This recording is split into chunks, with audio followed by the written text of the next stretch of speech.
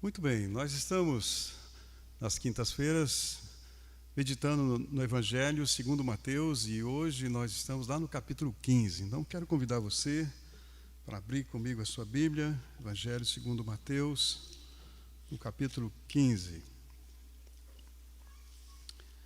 Importante que nós possamos lembrar que a Bíblia é a nossa única regra de fé e prática. Nós nos guiamos, nos pautamos pela palavra de Deus, não é? O salmista diz: lâmpada para os meus pés é a tua palavra e luz para o meu caminho. Isso porque o nosso coração ele é enganoso. Nós somos cheios de razão, não é? O ser humano até acaba de dizer, até costuma dizer, cada cabeça uma sentença, né? Se deixar por conta de cada um de nós inventa um credo para si, né? Aquilo que se adapta melhor às suas conveniências, às suas impressões. E nós temos as nossas idiosincrasias, né? O que é isso? É o jeito, o modo próprio de viver e de pensar de cada um. Isso são as nossas idiosincrasias, a nossa maneira de ver a vida, de perceber a vida. Nós temos todas impressões digitais diferentes, não é? Somos diferentes, pensamos diferentes. Deus nos criou assim, com caráter, com identidade, com personalidade. No entanto, vamos lembrar disso. Isso aqui é muito importante, eu gostaria que você me prestasse atenção nisso aqui. No entanto, todos nós, igualmente, temos apenas um caminho para andar. A palavra de Deus. Não é conforme o nosso desejo, a nossa busca de satisfação, a nossa paixão, aquilo que nós achamos que é gostoso, que é melhor para nós. Não. Cada um vive do jeito que quiser, mas se quisermos seguir a Cristo, aqui está o caminho.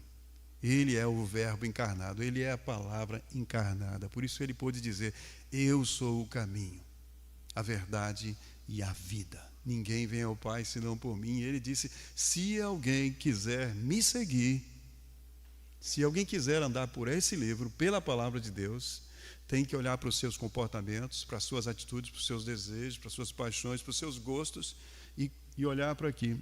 Está permitido? Está de acordo com aquilo que a palavra de Deus descreve? Não está. Não quero saber. Olha, ninguém vai colocar uma corda no seu pescoço, nem Deus vai fazer isso, não vai te arrastar.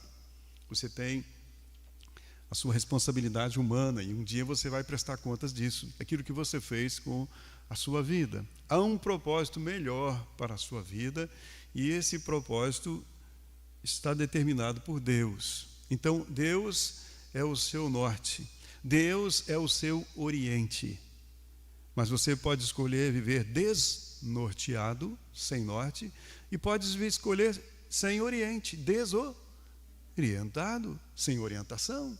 Você pode jogar a bússola fora e seguir perdido, caminhando contra o vento, sem lenço e sem documento. Eu vou, né? Prefiro ser essa metamorfose ambulante do que ter aquela velha opinião formada sobre tudo. Você pode ir, né? Deus não vai te impedir de ir, mas Ele te avisou. Então Ele coloca dessa forma: o caminho largo. Por que um caminho largo? É um caminho que não tem sinal de trânsito, é um caminho que cada um vai do jeito que for, na velocidade que quiser, e não tem sinal de trânsito. Mas você vai capotar em qualquer hora dessa, numa curva dessa, e não vai ter volta. Esse é o caminho largo, e o fim desse caminho largo é a perdição. E tem o caminho de Deus, que é um caminho sinalizado, é um caminho estreito, e é um caminho em que você precisa de avaliar a sua própria conduta, a sua vida, reaprender a viver. O apóstolo Paulo diz que você precisa se transformar pela renovação da sua mente. Ou seja, você precisa deixar Deus desprogramar você e ser programado novamente. Rogo-vos, pois, irmãos, pelas misericórdias do Senhor Jesus, que apresenteis os vossos corpos em sacrifício vivo, santo e agradável a Deus, que é o vosso culto racional. E não vos conformeis com este mundo, não tome a forma deste mundo, mas transformai-vos pela renovação da vossa mente, da vossa maneira de pensar. Para quê? Para que possais experimentar qual seja a boa, agradável e perfeita vontade de Deus. E se nós estivermos cheios de nós mesmos, não cabe nada de Deus em nós. Nós vamos cair na ilusão de que somos autossuficientes. E vamos dizer, se é assim, se eu tenho que abrir mão das minhas vontades, eu não preciso desse Deus. A pessoa estará tomada pelo sentimento de autossatisfação, de autossuficiência, e não poderá realmente desfrutar nem da presença de Deus aqui, nem do cuidado de Deus aqui, e nem da eternidade com Deus. Então, queridos, essa é a razão pela qual nós procuramos pregar a Bíblia. Ela é o conselho de Deus para a sua vida. Não queremos pregar mensagens que sejam mensagens de versículos isolados e com uma série de pensamentos humanos na intenção de satisfazer as ansiedades, as expectativas de cada um de nós. Uma, porque não vamos conseguir, e mesmo que venhamos a conseguir, não vai valer nada, porque será filosofia humana, será psicologia humana, coisas de homens limitados, que por um instante talvez nos encha de expectativas, de motivação para os nossos objetivos, alcançar os nossos alvos, mas no final das contas, se são pensamentos humanos, isso termina em nada. São palavras vazias que não nos levam além desta vida. Então, que Deus nos guarde, nos ajude, que voltemos os nossos olhos para a palavra de Deus, porque aqui, quando fecharmos os nossos olhos, estivermos andando neste caminho, nós abriremos lá na eternidade, na certeza que fomos conduzidos pelo Senhor, de que a nossa vida foi pautada pela palavra de Deus. Amém? Estamos de acordo nisso? Concordamos com isto? Então vamos ler esse texto. Mateus capítulo 15.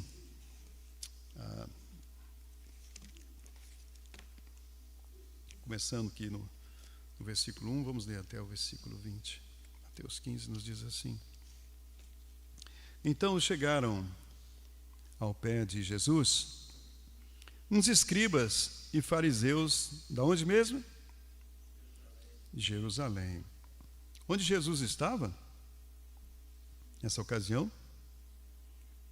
Genezaré, lembra? Terminamos lá e ele passou, ele andou por cima das águas do mar ali, conduziu os discípulos, o mar cessou a sua fúria ali, os discípulos chegaram, são e salvos lá do outro lado, chegaram então a Genezaré.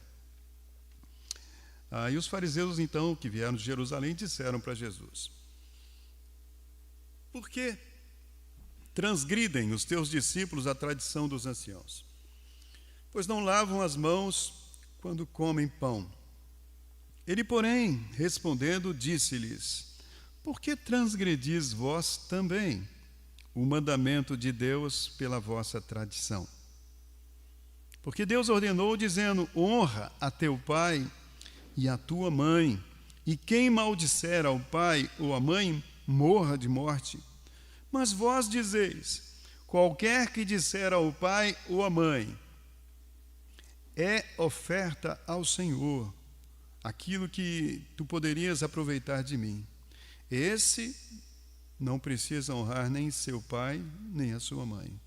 E assim invalidastes, pela vossa tradição, o mandamento de Deus. Hipócritas! Bem profetizou Isaías a vosso respeito, dizendo: Este povo honra-me com os seus lábios, mas o seu coração está longe de mim. Mas em vão me adoram, ensinando doutrinas que são preceitos dos homens. E, chamando a si a multidão, disse-lhes: Ouvi e entendei. O que contamina o homem não é o que entra na boca, mas o que sai da boca. É isso que contamina o homem. Então, acercando-se deles, os seus discípulos disseram-lhe: Sabes que os fariseus, ouvindo essas palavras, se escandalizaram? Ele, porém, respondendo, disse: toda planta que meu Pai Celestial não plantou será arrancada. Deixai-os, são condutores cegos. Ora, se um cego guiar outro cego, ambos cairão na cova. E Pedro, tomando a palavra, disse-lhe: explica-nos essa parábola. E Jesus, porém, disse: até vós mesmos estáis ainda sem entender? Ainda não compreendeis que tudo que entra pela boca desce para o ventre e é lançado fora? Mas o que sai da boca procede do coração, e isso contamina o homem, porque do coração procedem os maus pensamentos, mortes, adultérios, prostituição, furtos, falsos testemunhos e blasfêmias. São essas coisas que contaminam o homem. Mas comer sem lavar as mãos, isso não contamina o homem. Vamos orar. Nosso Deus e Pai amado, Pai, nós te louvamos e bendizemos o nome do Senhor. Quero te lembrar, Senhor Jesus, quero me lembrar, Senhor meu Deus, dos anos da minha vida, das pessoas com as quais eu convivi, pessoas que, na minha lembrança, a maioria dessas que passam pelos meus pensamentos já não estão mais aqui, ó Deus, mas andaram na Tua presença, ó Senhor. Foram luz para a minha vida, Deus. Iluminaram o meu viver, me ensinaram, me deixaram exemplos. Posso ver ainda hoje as marcas, as pegadas, pessoas que seguiram a Tua palavra. E eu te louvo, Pai. Peço que nós que estamos hoje aqui, nossa geração, nós sejamos tão apegados à Tua palavra, que quando nós partirmos, aqueles que são mais jovens possam se lembrar de nós como pessoas, Deus, que andaram na Tua presença. Portanto, nós pedimos que Tua palavra fale aos nossos corações, que nós tenhamos ouvidos para Te escutar, e pedimos que o Teu Espírito, por Tua misericórdia, aplique Tua palavra nos nossos corações, nos salvando de nós mesmos, ó Deus, reprogramando, ó Deus, a nossa maneira de viver e de pensar, nos transformando, ó Deus, nos dando discernimento da nossa própria verdade, para que possamos reconhecer aquilo que não está de acordo com a Tua vontade em nossas vidas e nos convertermos ao Senhor, arrependermos, mudarmos de pensamento, mudarmos de opinião, negar a nós mesmos. Ajuda-nos, Pai, pois não há coisa melhor, não há prazer maior, Senhor, do que estar na Tua companhia, do que estar andando contigo, sob a luz da Tua palavra, andando sob a direção do Senhor, ó Deus. Então, Senhor, estamos pedindo a Ti, aviva-nos, Pai. Aumente a nossa fé, fortaleça a nossa comunhão, nossa fidelidade para contigo, nos santifique. Nós oramos e pedimos assim a Tua bênção, em nome de Jesus. Amém. Então, esses escribas e fariseus, vindos de tão longe, incomodados aí com o crescimento da credibilidade de Jesus perante o povo, porque é o que estava acontecendo. Quanto mais o tempo passava, Jesus operava milagres, e ele falava como alguém que tinha autoridade. As pessoas diziam: nunca ninguém falou como este homem. Então eles estavam assustados com a sabedoria, com a clareza do ensino de Jesus. Então esses homens, incomodados com isso, chegavam-se a Jesus. Então, eles estavam ali olhando e sempre procurando algo que pudesse encontrar em Jesus, na sua fala, no seu jeito de ser, para que pudessem usar contra Jesus. Eram líderes religiosos. E Jesus estava conduzindo o povo para Deus. Eles deveriam ficar muito satisfeitos com isso, pela forma clara como Jesus expunha a palavra de Deus, mas não estavam. Estranho, né? Mas eles não estavam. Eles queriam simplesmente achar algo que pudessem, então, usar contra o Senhor Jesus. E qual a razão? Por que isso acontece? Por que às vezes, as pessoas ficam olhando para as outras ali, e a pessoa está alegre, contente, livre, vivendo a sua vida de maneira desembaraçada, de maneira desimpedida, fazendo as coisas corretamente, fazendo com satisfação lá no seu trabalho, lá na sua vizinhança, na sua casa, e tão tranquilo, tão cheio de alegria, solta. e outras pessoas que estão amarguradas e ressentidas ficam olhando para elas assim, né? Por que será que isso acontece? Qual a razão pela qual os escribas estavam desse jeito? Podemos dizer ciúmes e inveja. O sucesso das pessoas às vezes incomoda, não é? É por isso que alguém já disse que é mais fácil você chorar com os que choram do que sorrir com os que sorriem. É mais difícil, porque nem sempre as pessoas se alegram com o sucesso do outro, porque ficam ali meio ressentidas. Por que não foi eu? Por que não foi eu, né? Então, por que não sou eu que estou nessa posição? Por que não sou eu que alcancei esse sucesso? Então, não tem aquela capacidade de se alegrar em vendo uma coisa fluindo bem na vida de outra pessoa. Então, o que estava acontecendo ali era isso, ciúmes e inveja. E aqui, meus irmãos, está uma maneira de nós ficarmos sabendo se temos ciúmes e inveja de alguém. É fácil para você admitir que você está com ciúmes e inveja de alguém? Será que é fácil? E é fácil você perceber isso? Admitir é uma coisa, mas perceber, é fácil a gente perceber isso? Vamos ver então a forma da gente, olhando para esse texto aqui, de nós, uma maneira de nós ficarmos sabendo e fazermos esse diagnóstico de nós mesmos. Pense então no seu convívio, nas pessoas com as quais você tem convivido nos últimos meses, pelo menos nos últimos meses. Será que nós temos ficado procurando algum defeito, alguma falha na vida de uma pessoa que está à nossa volta? Uma pessoa que a gente não sabe porquê, mas que a gente passou a não ir com a cara dela? Passou a ter antipatia dela? Vem alguém na sua mente quando você pensa em antipatia? Né? Honesto com você mesmo, ninguém vai ler o seu pensamento. Você não vai ficar exposto aqui. Então pense para você mesmo. Você tem conseguido identificar isso? Você tem ficado ultimamente procurando algum defeito, alguma falha na vida de uma pessoa, do seu convívio na escola, na sua casa, em qualquer lugar, no seu trabalho, uma pessoa pela qual você passou a ter antipatia? Meus irmãos, não sei se você chegou a algum ponto aí nos seus pensamentos, mas note bem isso. Quando alguém, de alguma forma, começa a nos ameaçar por alguma coisa, começa a nos deixar inseguros, e por que alguém poderia nos deixar inseguros e nos fazer sentirmos ameaçados no nosso status, na nossa posição?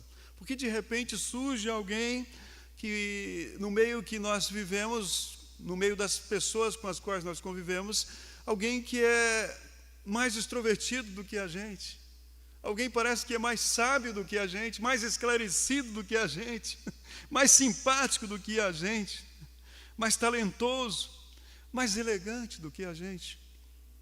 Estava ali Jesus no meio deles, né? E as pessoas estavam admirando Jesus. Surge um líder que não fazia parte do grupo dos fariseus nem dos escribas, alguém independente, alguém à parte, e estava brilhando mais do que os outros. E aquilo começa a incomodar, não é? Começa a causar insegurança. Quando nós não sabemos o nosso valor, nem sabemos o que somos, nós nos sentimos ameaçados pelas pessoas. Achamos que elas vão tomar o nosso lugar. Insegurança, imaturidade. E todos nós sofremos desse mal, meus irmãos. Se nós formos honestos, nós vamos perceber que todos nós, um momento ou outro das nossas vidas, passamos por essa situação. E nós precisamos de enxergar essa verdade, ter humildade para admitir isso, senão nós nunca vamos amadurecer. Nós iremos envelhecer e nunca seremos pessoas maduras. Estaremos sempre predispostos a atirar pedra naquelas pessoas que estão começando a levantar voo.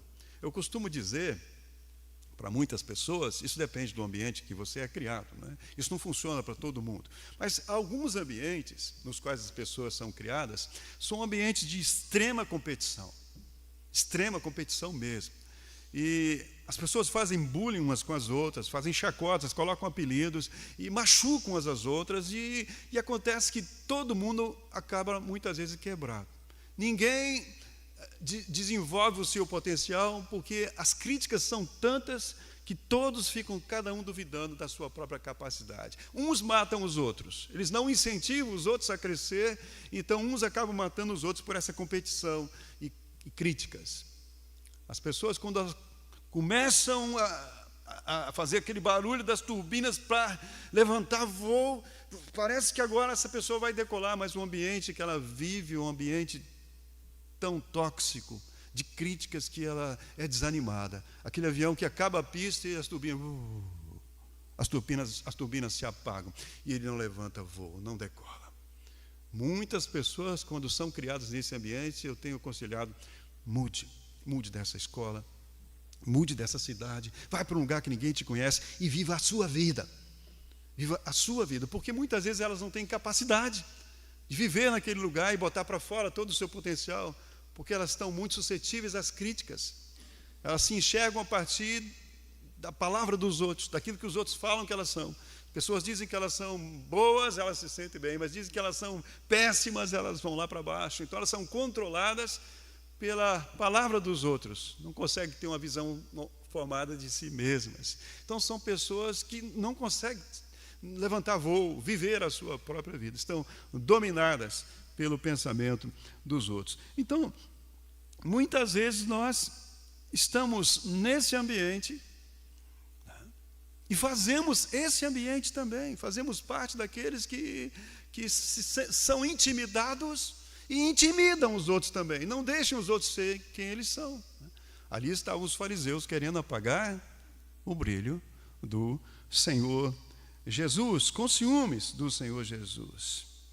E a gente tem que olhar para nós mesmos e pensar a respeito da nossa vida. Até aqui, como que eu tenho vivido? Isso faz sentido na minha história, na minha verdade? Se a minha verdade, se o meu amanhã será diferente, depende da minha capacidade de avaliar a mim mesmo, à luz das Escrituras, e negar, e mudar, e negar a mim mesmo para ouvir a voz de Cristo, da palavra de Deus, andar de forma diferente daquilo que eu tenho andado até aqui, se é que eu tenho andado de forma pecaminosa. Então, por isso, nós devemos vigiar, porque nestas horas, quando nós estamos nos sentindo ameaçados, inseguros por causa de outras pessoas que parece que são melhores do que nós, nessas horas nós estamos sujeitos a essa tendência pecaminosa, estamos sujeitos a nos deixarmos ser tomados pelos ciúmes e pela inveja.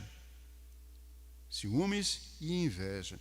E sabe qual o maior empecilho para admitir que nós estamos com ciúme e inveja? Qual você acha que é? O orgulho, exatamente. O nosso orgulho. Nosso orgulho sai em defesa da gente mesmo. Eu não. Com inveja daquela sirigaita. Não é assim? Já logo, quando parece que ela está sendo ameaçada, que ela vai ser pega, que você está falando isso porque você está com inveja. Não. Ela já sai em defesa de si novamente. E o que ela faz? Quer diminuir a pessoa mais ainda. Eu, com inveja de um pé rapado daquele, né? Olha só, mostra exatamente, ela está querendo se colocar no outro lado para esconder a verdade, aquilo que ela está vivendo. Então, o nosso orgulho sai em defesa de nós mesmos. O orgulho, meus irmãos, ao mesmo tempo que ele nos leva a lutar contra alguém cujo sucesso, cujo destaque está nos ameaçando, o orgulho também nos impede de admitir que estamos com ciúmes e inveja. Por quê? Porque admitir que eu estou com ciúmes e inveja daquela pessoa, isso seria admitir a superioridade daquela pessoa contra a qual eu estou lutando. Eu estou querendo falar mal dela, estou querendo achar um defeito nela, porque eu quero colocar ela para baixo. Eu quero vencer aquela pessoa. E se eu vou realmente ser levado a admitir que eu estou com ciúmes e inveja dela, então eu estou de certa forma admitindo que tem alguma coisa na vida dela que eu gostaria de ter para mim. Estou admitindo o sucesso daquela pessoa, e isso é demais. É uma coisa quase que irracional, não é? Mas é a verdade. É a verdade do nosso ser, do nosso coração pecaminoso, e devemos cuidar disso, porque tentamos muitas vezes esconder essa verdade, mas as ações dos ciumentos, dos invejosos, muitas vezes acabam por denunciá-los. Aquilo que eles fazem, a forma como eles tratam, a forma como eles olham para as pessoas, os outros, às vezes ele não vai perceber e não vai admitir, mas os outros à volta acabam notando isso. Acabam percebendo que o que está acontecendo com aquela pessoa é exatamente isso. É ciúme e inveja. E o texto que nós lemos aqui nos diz que os escribas e fariseus vieram de Jerusalém até Genezaré, onde Jesus estava. Sabe quantos quilômetros dá de Jerusalém a Genezaré? Cerca de 190 quilômetros. Não é pouca coisa, não, para um tempo que não tinha carro. As pessoas andavam a pé ou a cavalo, né? No máximo. Assim. E 190 quilômetros no lombo de um cavalo não é fácil, José. Não é moleza, não. Não é moleza, não. Vieram de longe para bisbilhotar a vida de Jesus.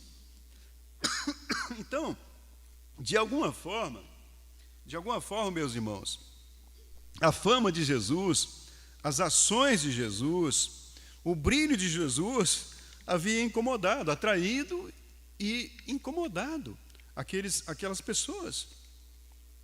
E o que elas fizeram?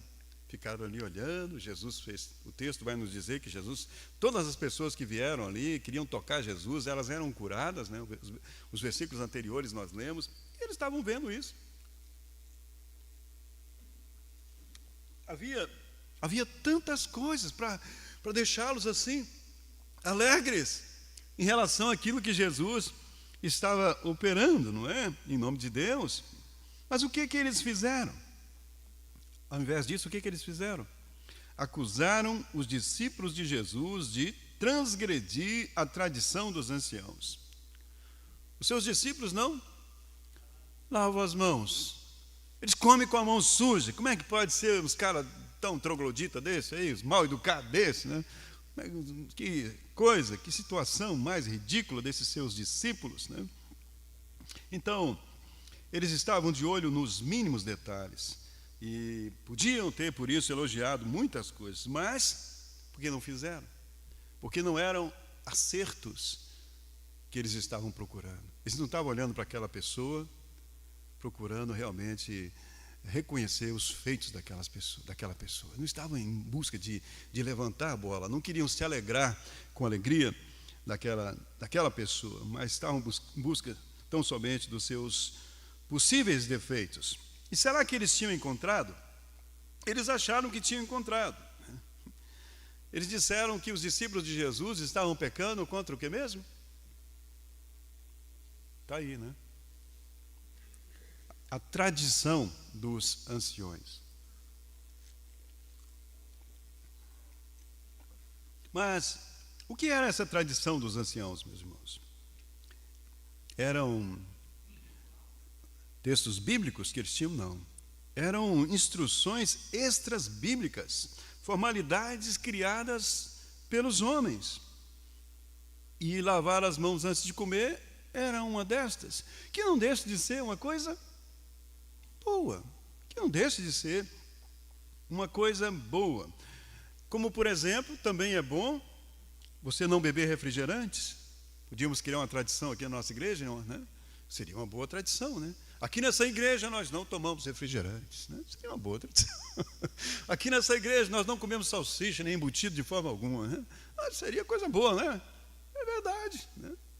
Seria uma boa tradição, porque traria saúde para nós, mas de forma alguma nós poderíamos fazer disto um mandamento em pé de igualdade com as Escrituras. Nunca poderíamos colocar isso em pé de igualdade com as Escrituras e dizer, se você não fizer, não guardar isso, guardar aquilo, não tem sentido, né? Por isso, no versos 10 e 11, Jesus diz, chamando a multidão a si, disse-lhes, ouçam, entendam, ouvi e entendei. O que contamina o homem não é o que entra na boca, mas o que sai da boca. Isso é o que contamina o homem. Já logo dei uma cortada neles, né? Estão com medo de mão suja, o máximo que eles vão ter é uma lombriga. Qualquer coisa. Não é? Mas o que contamina de verdade não é isso, né? Então, mostrando outra visão para ele. E os escribas e fariseus, então, eles estavam colocando as suas tradições acima da palavra de Deus. E Jesus denunciou isso. Vocês estão aí falando uma coisa, mas e o que vocês fazem? Vocês não enxergam que o que vocês fazem é pior do que aquilo que vocês estão falando que os outros fazem? Olha, leia comigo versículos 3 e 6. Ele, porém, Jesus vai mostrar para eles que eles estavam sem condições de falar coisa alguma. Ele, porém, respondendo, Jesus, disse-lhes: por que transgredis vós também o mandamento de Deus? Os discípulos estavam transgredindo o que mesmo? A tradição dos anciãos. Mas eles estavam transgredindo as leis de Deus, os mandamentos de Deus, em função do que mesmo? Da tradição deles. Eles estavam colocando a tradição acima dos mandamentos. Porque aí Jesus vai dizer para eles, verso 4, porque Deus ordenou dizendo: honra teu pai e tua mãe, e qualquer que maldisser ao pai ou à mãe, morra de morte. Mas vocês, ao contrário disso, vocês dizem: qualquer que disser ao pai ou à mãe, é oferta ao Senhor, o que poderias aproveitar de mim? Esse não precisa honrar nem seu pai, nem a sua mãe. Ou seja, não, eu não vou deixar, não vou cuidar dos meus pais que estão com necessidade, com finanças, porque eu estou dando oferta lá para o templo. Então, eu não posso ajudar meu pai e minha mãe, não, porque eu estou ofertando lá para o templo. É isso que estava acontecendo aqui, entendeu? Eles justificavam a sua falta de interesse em ajudar os pais, dizendo: não, aquilo que eu iria dar para os meus pais, eu já estou dando lá no templo. Deixa que alguém outro cuide deles. É exatamente isso que eles estavam fazendo ali. Assim, e por isso Jesus diz no verso 6, e assim invalidastes pela vossa tradição o mandamento de Deus. Vocês colocaram essa tradição que vocês inventaram à frente da vontade de Deus. Então Jesus os surpreende, trazendo aí à tona a maneira como eles usavam a tradição. Para quê? Para burlar os mandamentos de Deus, para atropelar os mandamentos de Deus. Jesus realmente os pega de surpresa. Eles não esperavam de forma alguma por isso. Versos 7 a 9, Jesus disse, chamou-os assim de maneira contundente: vocês são hipócritas. E bem profetizou Isaías a respeito de vocês. Olha, está escrito na Bíblia, vocês estão famosos, vocês estão na Bíblia. Lá na Bíblia está falando de vocês. Isaías, muitos anos atrás, falou de vocês, né? Falou de vocês aí, né? Isaías viveu cerca de 600 anos antes de Jesus, né? Então, 600 anos atrás, Isaías escreveu de vocês, né?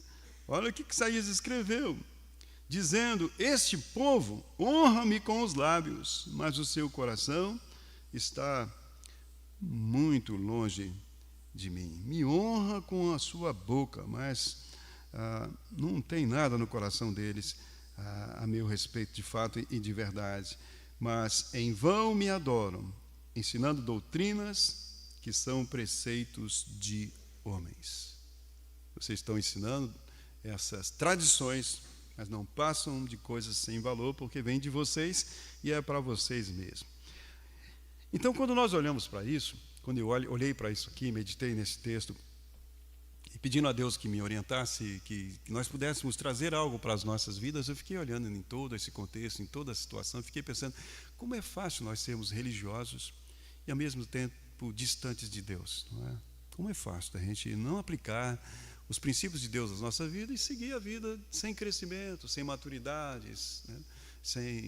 A vida vai de uma forma que se torna até chata, se torna até monótona, e a gente acaba desanimando até da vida cristã, porque passamos a viver simplesmente uma vida religiosa, mas não uma vida de crescimento espiritual, dando evidências que nós estamos vivos. E para que isso não aconteça, então, meus irmãos, nós devemos sempre pedir a Deus humildade para que o nosso coração enganoso, assim como foi com o coração dos fariseus, coração esse que pode nos deixar endurecidos, nos deixar procurando defeitos nos outros e, ao mesmo tempo, nos deixar sem disposição para ver os nossos próprios erros, para que isso não aconteça conosco, para que nós não fiquemos assim, cuidando dos outros, mas não cuidando da nossa própria intimidade com Deus, da nossa própria vida. No verso 12, Jesus diz assim: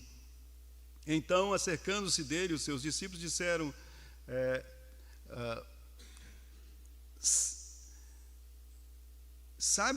os discípulos disseram, sabes que os fariseus, ouvindo essa palavra, se escandalizaram? Note bem isso. Os discípulos receberam uma reprimenda, uma repreensão de Jesus, e ao invés de baixar a cabeça e dizer, peraí, isso tem sentido, é comigo mesmo que está falando. Porque às vezes a gente escuta alguma coisa e fica pensando, poxa, por que meu marido não veio hoje, né? Por que o fulano não está aqui? Mas não é não. É para mim mesmo. Como é que isso se aplica na minha vida? Como é que isso vai encaixar no meu viver? Aqueles fariseus tiveram uma grande oportunidade de ver isso, mas ao contrário, os discípulos disseram que eles ficaram o quê?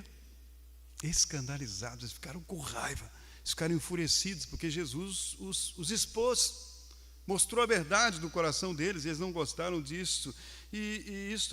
Esse viver assim, fugindo da realidade, não crescendo, não aprendendo, isso é hipocrisia religiosa, é máscara, né? Isso é ter uma aparência de que está vivo, mas sem demonstração de vida, né? Sem frutos, uma árvore que não dá frutos. E o que acontece, meus irmãos, com uma planta sem frutos? O que acontece com uma fé sem obras? Vamos considerar assim, uma planta sem frutos, uma fé sem obras. Jesus disse no verso 13, ele disse assim, ele, porém, respondendo, quando os discípulos falaram com Jesus, olha, os fariseus não gostaram do que o senhor falou não, hein? Os fariseus ficaram com raiva do Senhor, e os escribas e fariseus ficaram com raiva do Senhor, né? Não gostaram, não. Então, o que Jesus respondeu para eles aí? Versículo 14, versículo 13, né? Toda planta que meu Pai Celestial não plantou será arrancada. Deixa esses escribas e fariseus aí do jeito que eles quiserem ficar. Se não é de Deus, não vai permanecer, meus irmãos. O que é de Deus não permanece. Toda planta que meu Pai não plantou, não vai, ela vai ser arrancada. Uma planta que Deus plantou, o que se espera dela? Frutos. João 15, Jesus diz assim, não fostes vós que me escolhestes, mas eu vos escolhi e vos nomeei, para que vades e deis frutos, e os vossos frutos, eles permaneçam. Então, se não houver em nós frutos de justiça, frutos que são resultado de uma vida íntima com Deus, né? Frutos de um caminhar com Deus, frutos de um viver abnegado, de um abrir mão da nossa vontade para que a vontade de Deus cumpra em nós, frutos que sejam frutos vindo da ação do Espírito Santo de Deus em nós. Se isso não estiver acontecendo, então isso será evidência de que, apesar de religiosos, em nada nós somos diferentes dos incrédulos. O que vai fazer de nós pessoas diferentes são os nossos frutos. Cristo disse, pelos vossos frutos os conhecereis. Ele não vai colher espinho no pé de figo, não. Não vai, não. Cuidado. Então, no verso 14, Jesus diz assim, deixai-os, deixe os escribas para lá. Eles são o quê? São condutores cegos. Ora, se um cego guiar outro cego, o que vai acontecer com eles? Vão cair no buraco. Se vocês andarem atrás deles, o seu destino será igual ao deles. E para que nós não sejamos, então, assim, esses religiosos incoerentes, fariseus, pessoas cheias de tradição, mas vazias de uma intimidade com Deus, então, Jesus nos ensina aqui que é preciso cuidar do nosso coração, cuidar da nossa vida de sentimentos, da nossa vida de pensamentos. E nesse sentido, Jesus disse que, nos versos 18 a 20, que a nossa boca mostra a realidade do nosso coração. É o que nós falamos, é o que nós vivemos no dia a dia, que mostra quem de fato nós somos. Versos 18 a 20, Jesus diz assim, mas o que sai da boca procede do coração, E é isso que causa complicação, é isso que contamina o homem. Porque do coração procedem os maus pensamentos, mortes, adultérios, prostituição, furtos, falsos testemunhos e blasfêmias. São estas coisas que contaminam o homem, mas comer sem lavar as mãos, por favor, né? Por favor. Né? Isso não contamina o homem. Não, vocês estão olhando para aquilo que vocês não deviam olhar. Vocês estão caçando chifre na cabeça de cavalo. Né? Em outras palavras. Né? Então, meus irmãos, concluindo, nós precisamos estar atentos às várias oportunidades que Deus nos dá no nosso dia a dia. Os fariseus tiveram a sua e perderam. E Deus nos dá muitas oportunidades no nosso viver para que nós possamos crescer, oportunidades para reconhecer a nossa verdade, para conhecer a nossa própria realidade. E quando nós formos pegos no flagrante, pegos de surpresa, não fugir não. Pedir humildade, às vezes não queremos ver, pedir humildade naquela hora, para admitir as nossas fraquezas.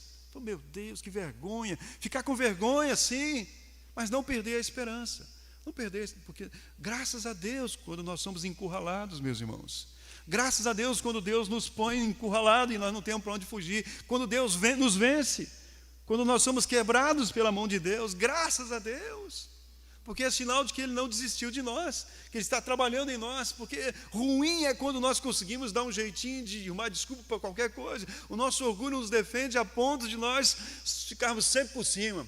Você sai sempre por cima, né? Entendeu? Mesmo que está errado, dá um jeitinho de enganar e sair por cima. A Bíblia diz que aquele que muitas vezes é repreendido, mas endurece a cerviz. O que é cerviz? Cerviz é isso aqui, ó, é a nuca. Aquele sujeito que nunca abaixa a cabeça, arrependido, humilhado, né? Aquele que sempre olha por cima, aquele olhar altivo, né? Aquele que muitas vezes é repreendido e endurece a nuca, será quebrado repentinamente, sem que haja cura.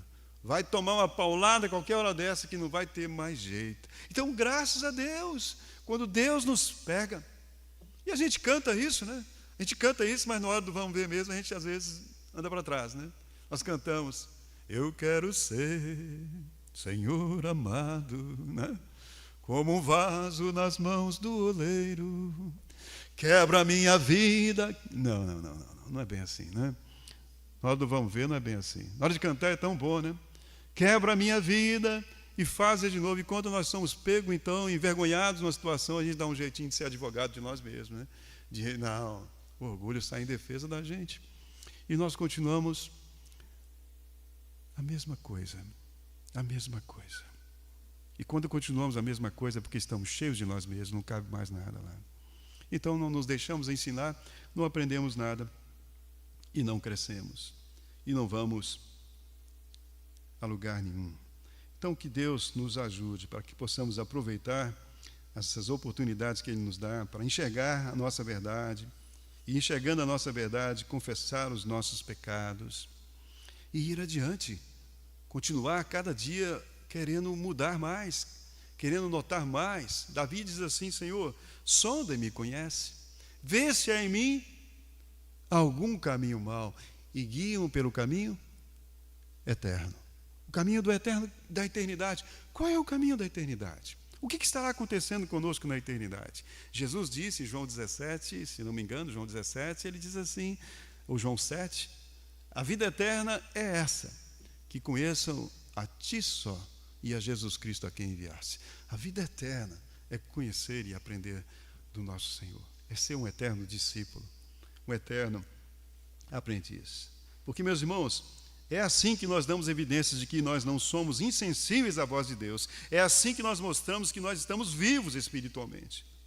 Então, o que vemos é que por causa do seu orgulho, aqueles escribas e fariseus, eles perderam aquela grande oportunidade. Porque ao contrário de se arrepender e se deixarem repreender, eles ficaram aborrecidos. Mas lembremos que todo aquele que é arrependido, admite com humildade o seu pecado, confessa o seu pecado e o abandona, é perdoado, é purificado, alcança misericórdia. 1 João 9 nos diz, se confessarmos os nossos pecados, Deus é fiel e justo para nos perdoar os pecados e nos purificar de toda injustiça. E Provérbios 28:13 nos diz: aquele que esconde as suas transgressões nunca prosperará, mas aquele que as confessa e abandona alcançará misericórdia. Que possamos viver de misericórdia em misericórdia. Amém? Louvado seja Deus, que é bom, nos ama apesar de nós e nos recebeu como nós estávamos, mas nos ama tanto que nunca vai nos deixar como estávamos. Se somos dele e estamos andando errado, pode ter certeza que a vara vai pegar a gente. Ele vai nos encurralar, ele vai nos encontrar, mas porque nos ama e quer que cada vez mais sejamos parecidos com ele e vivamos na forma conforme o motivo para o qual nós fomos criados, que é para glorificá-lo, para viver como Jesus. Vamos orar. Nosso Deus e Pai, nos ajude a sermos imitadores do Senhor Jesus, como sua palavra nos chama para ser, ó Deus. A andar no caminho de santidade, com alegria, olhando para a sua graça, o seu trono de graça e de misericórdia, olhando para o sangue que Cristo derramou por nós na cruz, Senhor Deus. Obrigado pelo perdão que Ele nos deu, por tão grande salvação. Nos salvou da condenação e está nos salvando da influência do pecado. Nós te bendizemos e nós pedimos que nos sustente nessa fé que nos faz olhar para além, no dia que nós seremos, para todo sempre, salvos da presença do pecado. Oramos em nome de Jesus. Amém.